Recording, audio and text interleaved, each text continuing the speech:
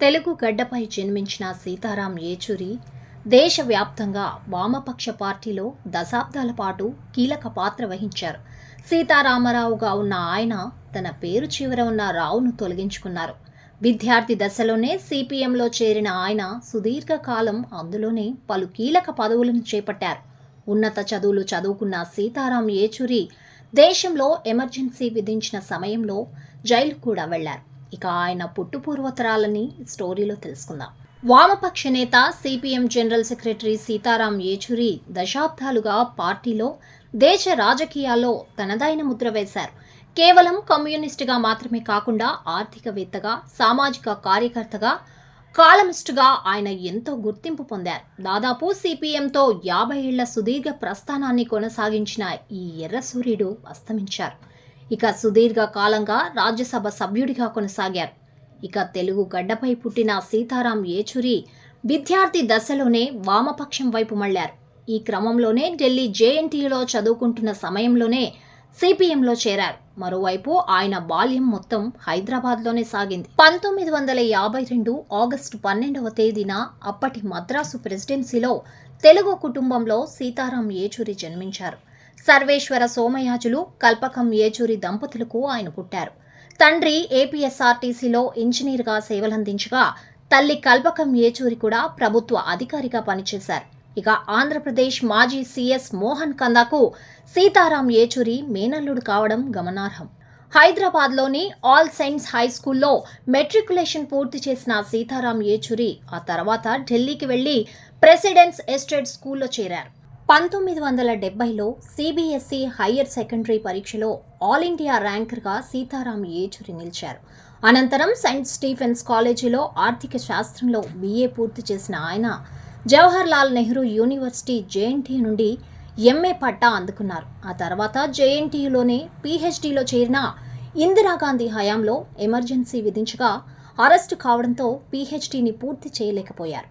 సీతారాం ఏచూరి మొదటి భార్య ఇంద్రాణి మంజుదార్ కాగా ఆ తర్వాత జర్నలిస్ట్ సీమా చిస్తీని రెండో వివాహం చేసుకున్నారు. ఆయనకు 3 సంతానం ఉండగా కుమారుడు ఆశీష్ ఏచూరి 2021లో కరోనా కారణంగా మృతి చెందారు.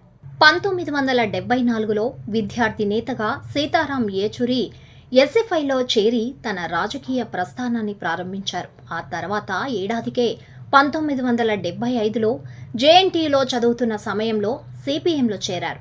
ఇక జేఎన్టీయూ స్టూడెంట్స్ యూనియన్కు 3 సార్లు అధ్యక్షుడిగా సీతారాం ఏచూరి ఎన్నికయ్యారు. సిపిఎం మాజీ ప్రధాన కార్యదర్శి ప్రకాష్ కారత్తో కలిసి జేఎన్టీయూను వామపక్ష పార్టీకి అడ్డాగా మార్చడంలో ప్రముఖ పాత్ర పోషించారు. ఎస్ఎఫ్ఐ ప్రధాన కార్యదర్శిగా, అధ్యక్షుడిగా కూడా సీతారాం ఏచూరి పనిచేశారు. ఆ తర్వాత 1984లో సిపిఎం కేంద్ర కమిటీలో చేరారు. అనంతరం 1992లో సిపిఎంలో పొలిటికల్ బ్యూరో సభ్యుడిగా సీతారాం ఏచూరి ఎన్నికయ్యారు. ఇక తొలిసారిగా 2005లో పశ్చిమ బెంగాల్ నుండి రాజ్యసభకు సీతారాం ఏచూరి ఎన్నికయ్యారు. ఆ తర్వాత 2015లో వైజాగ్లో జరిగిన 21వ సిపిఎం మహాసభల్లో పార్టీ 5వ ప్రధాన కార్యదర్శిగా ఏకగ్రీవంగా ఎన్నికయ్యారు. ఇక 2015 నుండి చనిపోయే వరకు కూడా సీతారాం ఏచూరి అదే పదవిలో కొనసాగారు. ప్రజా సమస్యలు, ఇతర అంశాలపై రాజ్యసభలో నిరంతరం ప్రస్తావిస్తూ సీతారాం ఏచూరి బాగా గుర్తింపు పొందారు. 1996లో యునైటెడ్ ఫ్రంట్ ప్రభుత్వం కోసం కామన్ మినిమం ప్రోగ్రాం ముసాయిదాను రూపొందించడంలో కేంద్ర మాజీ మంత్రి పి చిదంబరంతో పాటు సీతారాం ఏచూరి కీలకంగా వ్యవహరించారు. 2004లో యూపీఏ సంకీర్ణ ప్రభుత్వం ఏర్పాటు కావడంలోనూ సీతారాం ఏచూరి కీలక పాత్ర పోషించారు. రాజకీయాలే కాకుండా రచయితగాను ఆయన మంచి గుర్తింపును అందుకున్నారు. లెఫ్ట్ హ్యాండ్ డ్రైవ్ పేరుతో ఓ ఇంగ్లీష్ న్యూస్ పేపర్కు సీతారాం ఏచూరి కాలమ్స్ రాశారు.